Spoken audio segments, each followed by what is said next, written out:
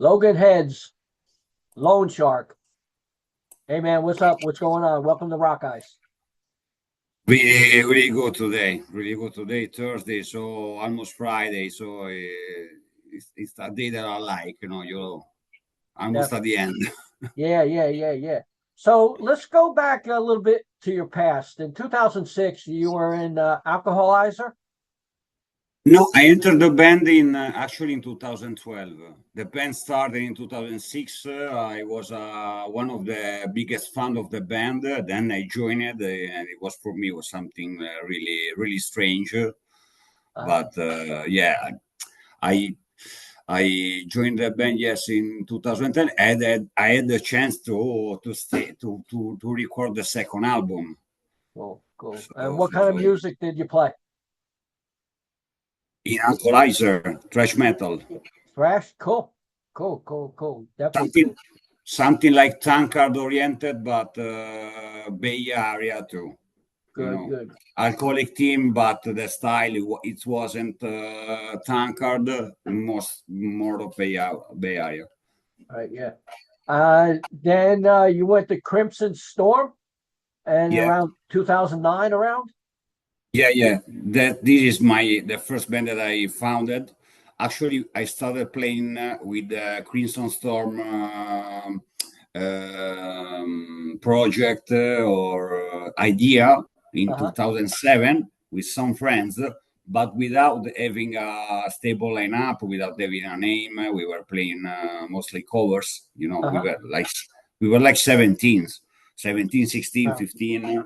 Yeah. We were in the school, and then the first original songs start to came out, and so I choose the name Crimson Storm because I'm a really big fan of Riot, Mark Viale, Legacy. Uh-huh. So I can say the founded year is like 2009 for that reason. Cool. Now in 2014, I guess you did some live shows with Restless Piss. Rest in Peace is basically a band that my best friend in the world was like playing, Uh-huh. and he needed a second guitarist for the live gigs, so I played some live gigs with him around Sardinia, around the island. We Uh-huh. never go out of there, and I had a lot of fun. But I wasn't a real member of the band. Only I think like 3 or 4 gigs, something like that. Right, yeah. Wow. Now Lone Shark was formed in 2017. Yes, when Okay. yeah, in Barcelona from the beginning, it was a project that I had in my mind since 2011. Uh-huh. But I decided that I didn't want to found that band in Italy just to don't have the Italy mark on, like Right. I don't want to be branded as an Italian band, so I waited till I moved to Spain and founded the band here. Cool. And how'd you get the members of the band? Basically, the old ways, no? You go out, you try to meet more people you can, and going to concerts, Uh-huh. going to gigs, talking around. The classic way, the old Yeah. school way. Not by Facebook. Uh-huh. I'm founding a band. Anybody knows? No. Because I need a face to face. I need to know if you can, if you are a normal guy. If a lot of people like in the metal scene, not forever. Right. Yeah. You don't know. Maybe it's not easy. And I knew a lot of people. Uh-huh. Of the, in that way, and I don't like it. Right. Yeah. So I prefer to new people to hang out first and then starting to rehearse. Cool. Now in 2018, the warning sessions came out. Tell me a little bit about that. That was basically not professional recording, because it's not professional. It's Right. a session. We Yeah. played all together, Uh-huh. and I had to re-record the voice because we were recording in the same room. Right. And when you got the vocal line, it was distorted because the sound of the room. Right. You know, you cannot work on that. So I had to re-record it. But we did that warning session because we lose a cool microphone that we have in the rehearsal room, a Zoom microphone, no. Uh-huh. And we lose it, and we need something better than a mobile recording, you know. Right. Yeah. So we decided to go in a studio, but only recording that for us. But some of our friends, obviously, they listening to, and they said, "Wow, this is fucking great! You have to an EP, a real EP." So we choose 4 of the better songs, Uh-huh. and that's it. Cool. Now, Midnight Shooter came out in 2019. That got great reviews. What? Midnight Shooter. Yeah. 2019. And Yeah. I was reading reviews. That got great reviews. A lot of people love that song. Yeah. I don't know why, because basically because it's a more poppy song, I think. I don't know. Cool. At least it got good reviews. It was a joke because it's around a story about us and in particular one of our best friends that every time we go we hang out on Saturday. He basically was searching for some action. No, you know, you go in a gig and you look up for the girls. You know, so the Midnight Shooter. You know. Yeah, cool. Now your new album just came out this month, right? No Sins to Confess. Yeah. Let's tell me a little bit about some of the tracks on this album and your feelings towards the songs, like Electric Shockin Waves. Tell me a little bit about that. Electric Shockin Waves. I can say that it wasn't the first choice to be the opener. Okay. The label manager wanted that song to be the opener, so we said it's okay for us. For us, it's like all killer, no filler, you know. So you can choose every song you want. It's not there isn't one better or one worse for us. They're all the same. Obviously, we are attached more to one or another song. But the Shockin Waves is basically a real thing. The album was composed in the rehearsal room all together. This band, it doesn't work that way. That I'm here on Zoom like with you. Hey guys, let's try this. I want to send you this demo track and blah blah blah.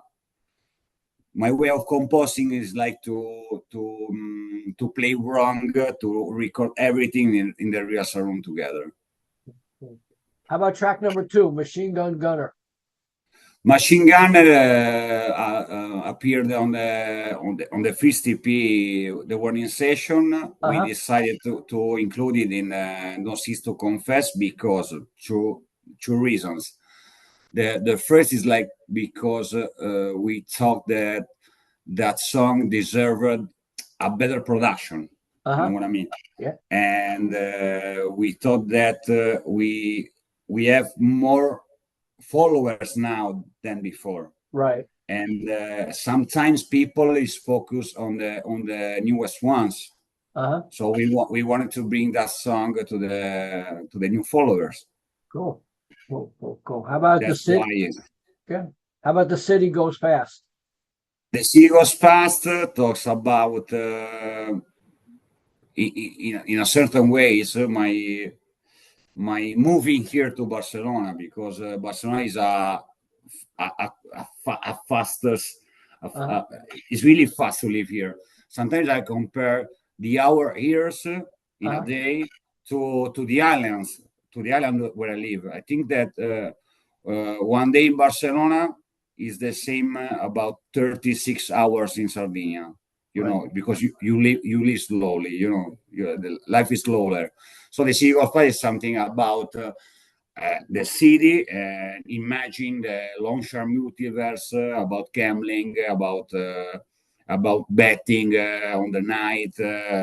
Maybe I got lucky tonight, Cool, cool, something like that. cool. How about Another Man in the Trunk? Another Man in the Trunk talks about a guy that made his career in the criminal in a criminal life, but he basically fucked with the boss. So you cannot fuck with the boss. So if you saw some movies like the Goodfellas, something like that, you can see a man in the trunk in some part of the movie, you know, because Yep. I have to beat you. I have to beat. I have to put you in a trunk, and then in a lost place. I have to dig. I have to dig your grave. You know. Yeah, definitely. Tell me a little bit about Backstabber. Backstabber is basically that guy. He's a backstabber. Cool. Basically, betrayed. It's a betrayer. He betrayed his boss. So something like that. Cool. How'd you get signed to this label, Raw? This is long story short. No, we can say that we had something called the Gangland Tapes, a compilation between the Fast Evil Loud and Proud single and this No Sins to Confess, and a guy named Bart Gabriel, a Poland guy, really important here in Europe. Basically had his own label. He contacted us to do the first album, but we didn't have the new songs. So we told the guy, look, we don't have any new song now because we cannot go to the recording studio, but we can do something together. He proposed a compilation of our previous work in thinking about a future album. When the album came, we contacted the guy and said, "Hi Bart, we are ready for the album, blah blah blah." And he told us, "Look, I don't have my own labels anymore because I joined a big group as a booking agent." Okay, this label is called Atomic Fire. That came out about the two members splitting up from Nuclear Blast, and this Bart guy put us in contact with Marcus Voxvian, that was at the time the chief of Atomic Fire, and he founded a sub-label for underground metal bands called Fire Flash Records. What happened in the meantime? A new conglomerate appeared called Reunion Phoenix Music, Reunion Phoenix Record Music. Okay, and what they did, they absorbed Atomic Fire, Fire Flash, and they absorbed RockEyez Records from Greece. So they made RockEyez Records as the sub-label in Europe, involved in the big label called RPM Music, you know. Cool. So, but the short story is that. Yeah. And is the real story? To make it short, this is it. Cool. How about Wet and Wild? Wet and Wild is related to it's not a concept. You can see it's a concept, but we have some songs starting the wording session. In the wording session, I think track two, Black Leather Queen. Black Leather Queen is a mistress related to a guy involved in the criminal organization. Okay, but the guy goes to a brothel, you know, and if you go to a brothel, you are paying for a service. Okay, Right. you are supposed not to love the service you are paying. You know. Right. So the Black Hair Queen talks about some girl that you are loving, but you are paying for his love, for a love.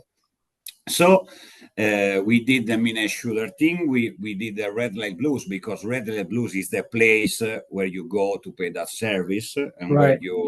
where you meet the Black Hair Queen. But we wanted to talk about the beginning of that girl. Okay, so the youngest part of that girl. So Right. Wet and Wild, because I Yeah. can say too much. Yeah. Cool. Cool. How about Midnight Shooter?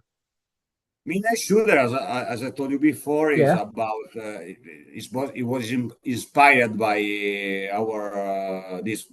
our friend, but it's basically we can say that he's the guy that before going to the brothel is trying to catch some action, to find Right. some girl in the night, and then if the guy failed, he have to go to the brothel. Yeah. Things like that. Cool. How about Bad Guys Don't Lose?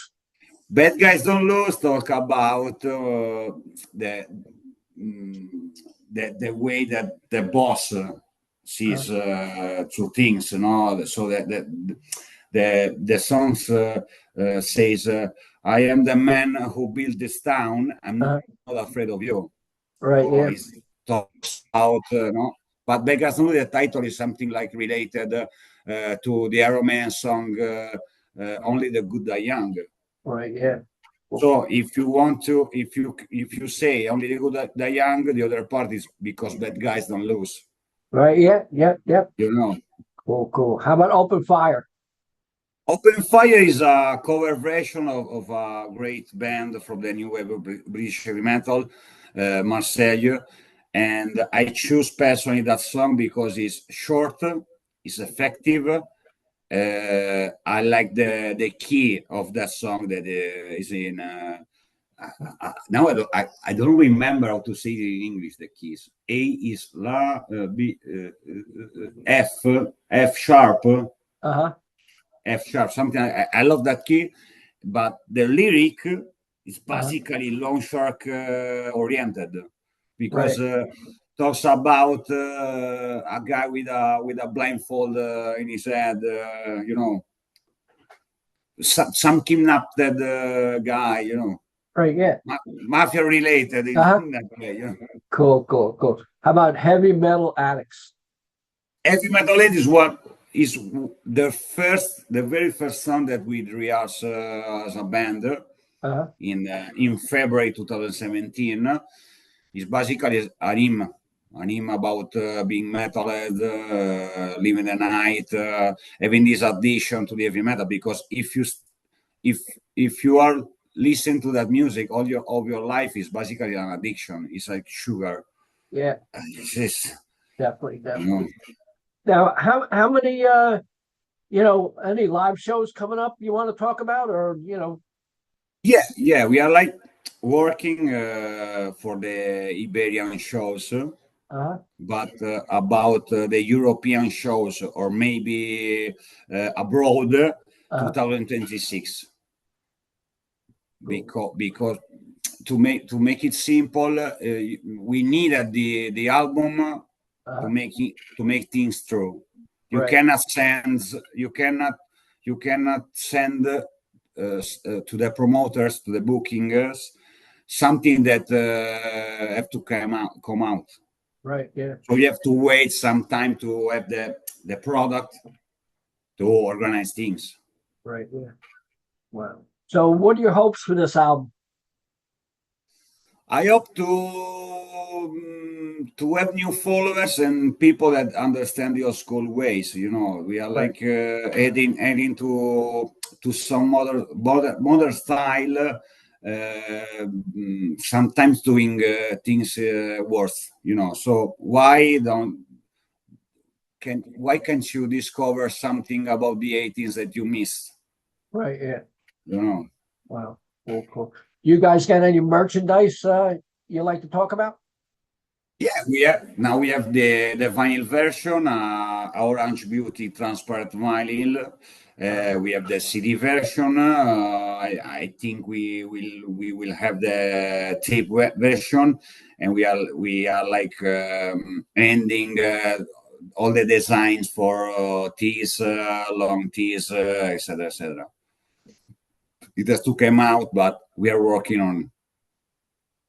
Cool, cool. Well, Logan, it was great talking to you, and continued success. Pick up No Sins to Confess. I guess you could pick it up at your website. And congratulations. And would you like to say anything to the fans out there? What? You like to say anything to the fans out there? Yeah, I can say if you listen it to that point and you are already following us, I'm sure that you like that album. If you discover us by this interview, I would like you to listen our No Sins to Confess album because if you are an old schooler, you will like it for sure. Cool, cool. Thanks a lot, Logan. Thank you, Brian. Later. Bye-bye. Bye. Have a good night. Have a good day.